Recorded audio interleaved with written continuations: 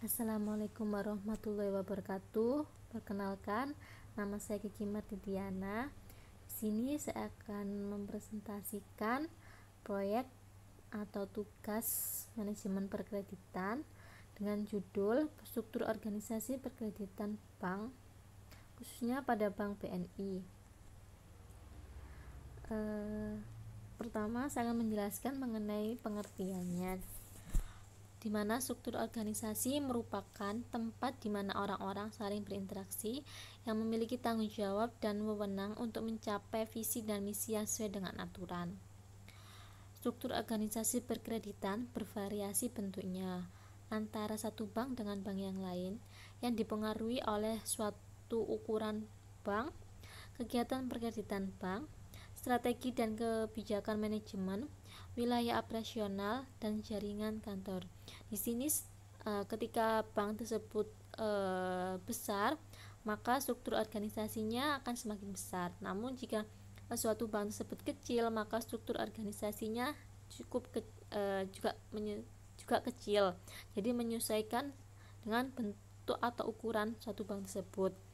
Struktur organisasi perkreditan harus mencerminkan penelaahan prosedur, pembagian tugas, pembagian wewenang dan tanggung jawab, serta hubungan antara organisasi kredit dengan unit-unit lain di dalam bank. Di sini terdapat struktur organisasi perkreditan, di mana Komite Kebijakan Perkreditan dan Bisnis atau PKB yang diketuai oleh Direktur Utama dan diwakili oleh Wakil Direktur Utama.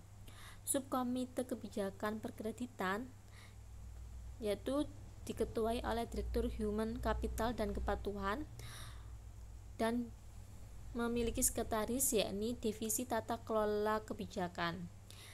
Dalam Subkomite Kebijakan Perkreditan memiliki anggota tetap, yakni Direktur Bisnis Korporasi, Direktur Hubungan Kelembagaan, Direktur Bisnis Konsumer, Direktur Bisnis UMKM dan Jaringan, Direktur Keuangan, Direktur Manajemen Risiko, SEPV Penyelamatan dan Penyelesaian Kredit, Pemimpin atau Pimpinan Divisi Tata Kelola Kebijakan, Pimpinan Divisi Manajemen Risiko Bank, Pimpinan Divisi Kepatuhan, serta Pimpinan Satuan Audit Internal. Di sini terdapat anggota yang tidak tetap, yakni pimpinan divisi atau unit yang terkait dengan materi rapat. Di sini terdapat pula subkomite prosedur perkreditan atau KPP yang diketuai oleh Direktur Human Capital dan Kepatuhan, pimpinan divisi tata kelola kebijakan sebagai sekretaris. Di sini terdapat anggota tetapnya, yakni Direktur Bisnis Korporasi,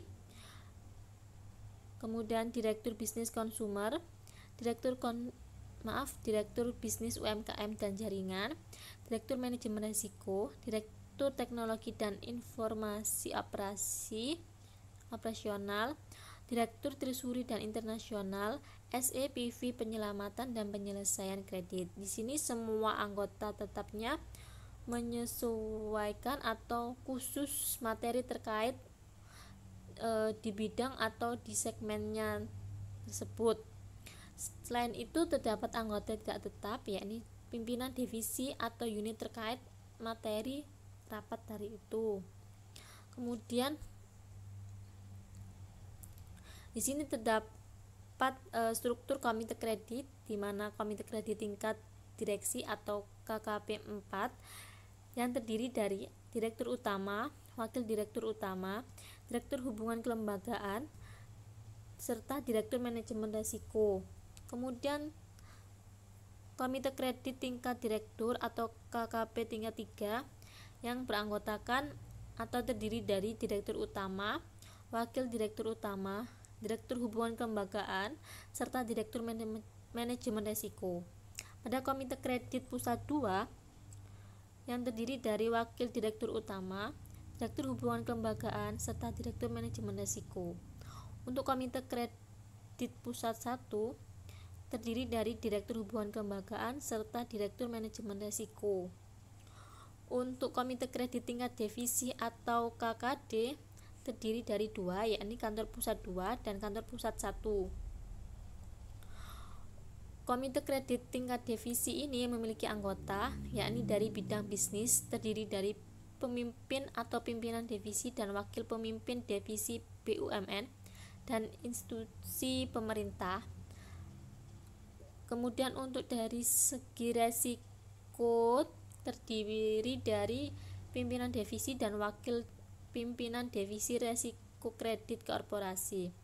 Yang keempat, komite kredit tingkat wilayah terdiri dari kantor wilayah, kantor menengah, serta sentra kredit kecil atau kantor cabang.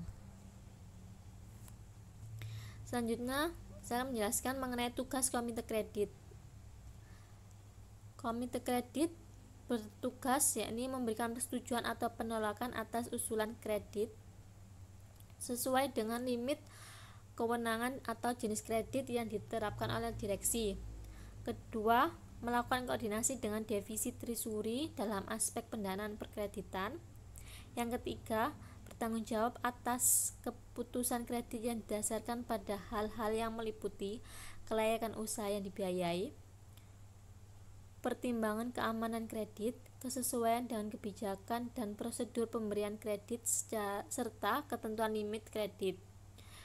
Yang keempat yakni menolak permintaan atau pengaruh dari pihak-pihak yang berkepentingan dengan pemohon kredit yang memberikan kredit yang hanya bersifat formalitas.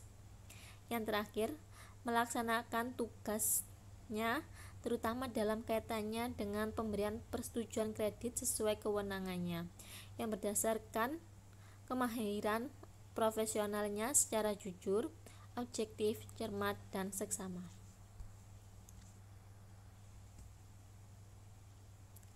Di sini terdapat tugas Komite Kebijakan Perkreditan atau KKP, yakni menetapkan kebijakan perkreditan bank atau KPB, terutama yang berkaitan dengan prinsip kehati-hatian dalam perkreditan. Untuk selanjutnya, untuk dimintakan persetujuan kepada Dewan Komisaris. Yang kedua, menetapkan kebijakan bisnis Trisuri dan internasional, terutama yang berkaitan dengan prinsip kehati-hatian.